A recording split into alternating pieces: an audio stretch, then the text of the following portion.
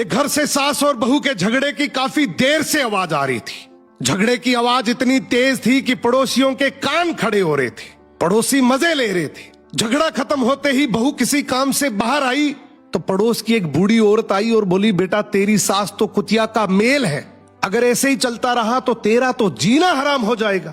बहू ने तुरंत कहा कि आप जिनके बारे में बोल रही है ना, वो मेरी सास है और मेरे पति की माँ तो वो मेरी भी माँ ही हुई, और हम माँ बेटी लाख झगड़ा करें, आपको पंचायत करने की कोई जरूरत नहीं है। बूढ़ी औरत बोली, बेटा मैं तो तेरी भलाई के लिए ही बोल रही थी। बहू ने कहा कि आप मेरी भलाई के लिए बोल रही हैं या बुराई के लिए, ये मुझे सब पता है। मेरी माँ ने ये मुझे बचपन से सिखाया है कि ऐसी फालतू कान भरने वाली औरतों से हमेशा बचकर रहना। ये कान भर भर के हंसता खेलता परिवार तुड़वा देती हैं। दादी सब समझ गई और बड़बड़ाते हुए वहां से चली गई। अब बहू जैसे ही घर आई अपनी सास को सारी बात बताई। ये सुनते ही सास की आंखों में आंसू आ गए। सास ने बहू को गले लगा लिया और रोते हुए बोली कि बेटा मुझे आज विश्वास हो गया कि तू मेरे घर की बहू नहीं बल्कि मेरे घर की लक्ष्मी है, और आज मुझे ये भरोसा हो गया कि तुम मेरे और मेरे बेटे को आराम से संभाल लेगी। अब मुझे कोई चिंता नहीं है। बहू ने भी रोते हुए बस इतना ही कहा कि आप मेरी माँ हैं और माँ से झगड़ा कौन नहीं करता, पर झगड़े का मतलब ये नहीं कि मैं घर की बात बाहर करूं। सो घर की बातें अगर घर में ही रहे तो घर मंदिर है, वरना कान भरने वाले तो हर गली नुक्कड़ पर बैठे हैं जो चुटकियों में एक हंसता खेलता परिवार तोड़ देते हैं। ये कहानी मुझे बहुत अच्छी लगी थी, तो मैंने सोचा कि ये कहानी भी आप लोगों के साथ शेयर करते हैं। तो आज बच्चों ने बोला था कि मम्मा हमें मूंग दाल का हलवा खाना है, तो मैंने कहा चलो ठीक है मूंग दाल का हलवा बनाते हैं। सबसे पहले मैंने देसी घी कढ़ाई में डाला। जब देसी घी मेल्ट हो गया तो उसके अंदर मैंने 1 कप सूजी डाली, मोटी वाली सूजी डाली थी, और उसको गोल्डन ब्राउन होने तक अच्छे तरीके से भून लिया। जब मेरी सूजी गोल्डन ब्राउन हो गई तो उसके अंदर मैंने जो मूंग दाल थी मैंने उसको रात भर भिगो के रखा था, और जिस टाइम मैं बनाने लगी थी हलवा उस टाइम मैंने उसे ब्लेंड किया। ब्लेंड करने के बाद में मैंने दाल को भी सूजी के अंदर डाल दिया और उसको मैंने अच्छे तरीके से थोड़ा थोड़ा देसी घी डाल करके ना भून लिया।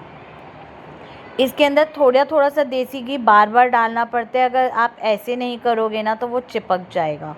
और उसके बाद में मैंने इसके अंदर काजू बादाम ब्लेंड करके डाल दिए थे। थोड़ा सा मैंने केसर भी डाला था इसके अंदर, जिससे कि मेरे हलवे का कलर बहुत अच्छा हुआ था। उसके बाद मैंने कहा भरवा करेले बनाते हैं।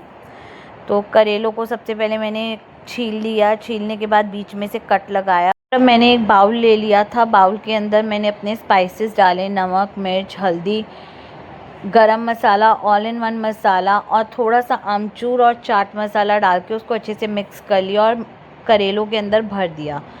करेले भरने से पहले ही मैंने कहा कि फटाफट से कढ़ाई के अंदर तेल डाल लेते हैं और तेल को तड़फा लेते हैं। जैसे ही मेरे करेले भरे मैंने कहा मसाला निकल ना जाए, इसलिए मैंने उसके ऊपर ना धागा लपेट दिया। धागा लपेटने के बाद मैंने एक एक करके करेले जो थे कढ़ाई में डाल दिए। उनको मैं बार बार पलट रही थी।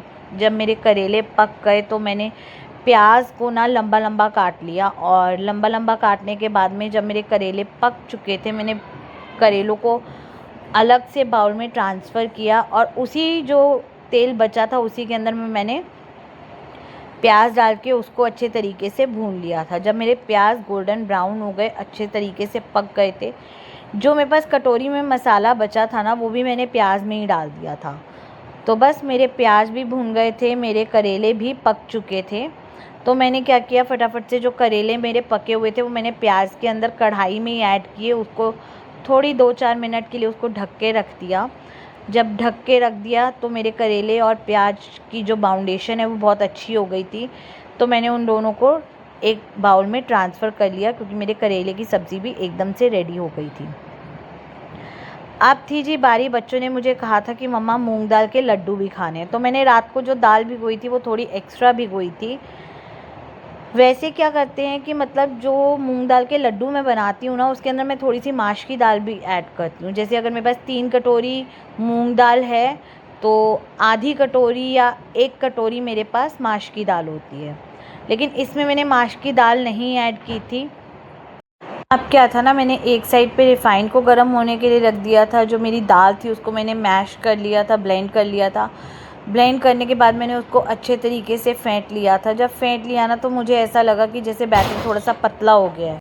तो मैंने इसके अंदर ना थोड़ा सा बेसन, 1 से 1.5 चम्मच जितना बेसन मैंने इसके अंदर डाला। डालने के बाद मैंने इसको अच्छे से फेंट लिया। बहुत अच्छे तरीके से फेंटा था, बहुत अच्छे तरीके से फेंटा था। उसके बाद में मैंने कहा चलो, मैं धनिया और पुदीना लेके आई थी, तो पहले मैं धनिया और पुदीना साफ़ कर लेती हूँ, क्योंकि मूंग दाल के लड्डू के साथ तो मूली और चटनी ही टेस्टी लगती है और खाई जाती है। तो बस जी, मैंने फटाफट से पुदीना साफ़ किया, धनिया साफ़ किया। जब तक मेरे लड्डू फ्राई हो रहे थे तब तक मेरा धनिया पुदीना हो चुका था। इसके अंदर मैंने 2-3 हरी मिर्ची डाली और उससे पहले मैंने कहा चलो अब इसको ब्लेंड करने से पहले लड्डू निकाल लेते हैं और सेकंड टाइम के लड्डू डाल देते हैं। तो बस जी, लड्डू मैंने कढ़ाई में डाल दिए थे। पहले वाले मैंने निकाल लिए थे। आधा लड्डू मैंने खा के देखा था, लड्डू बहुत टेस्टी था कि उसके अंदर नमक मिर्च एकदम परफेक्ट था। तो बस जी, अब मैंने कहा कि फटाफट से पहले चटनी को ब्लेंड कर लेते हैं। चटनी को ब्लेंड किया प्याज काट के, और जब चटनी मैंने ब्लेंड कर ली उसके अंदर मैंने 2 चम्मच जितनी दही डाल दी। दही डालने के बाद में मैंने उसको फिर से एक बार ब्लेंड किया और उसको कटोरी में निकाल लिया। कटोरी में निकालने के बाद में मैंने उसके अंदर आधा नींबू स्क्वीज़ किया।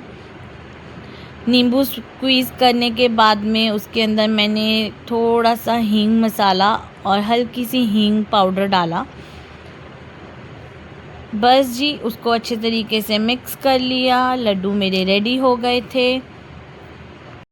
चटनी मेरी रेडी हो गई थी। थोड़ा सा दही मैंने निकाल के अलग रख दिया था और यहाँ पर मेरे लड्डू भी रेडी हो गए थे, फ्राई होके थोड़े से रह गए थे। मैंने कहा फटाफट से डाल के बर्तन यहाँ से हटाऊँ।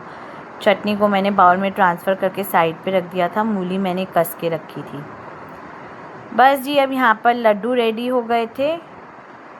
बहुत टेस्टी बने थे, बहुत यमी बने थे। अब थी जी बारी किचन साफ़ करने की, बर्तन धोने की। तो सबसे पहले मैंने सारा कूड़ा उठा के पॉलीथीन के अंदर डाल दिया और उसके बाद में मैं बर्तन साफ़ करने लग गई।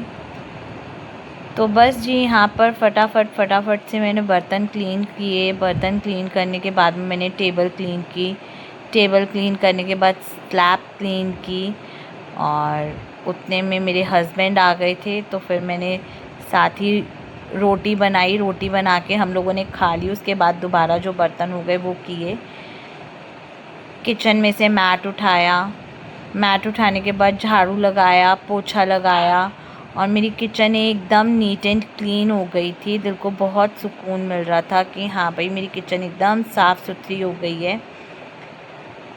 तो बस जी, यही था मेरी आज की वीडियो में। मेरा व्लॉग आप लोगों को कैसा लगा? अगर मेरा व्लॉग आप लोगों को पसंद आया है तो प्लीज़ इसे लाइक करें, शेयर करें, कमेंट करें, सब्सक्राइब करें, बेल आइकन दबाना ना भूलें, ताकि मेरी सारी नई नोटिफिकेशन जो हैं वो आप तक सबसे पहले पहुँचे। Okay bye, take care. मिलते हैं ऐसे ही एक नए व्लॉग में। जय श्री कृष्णा।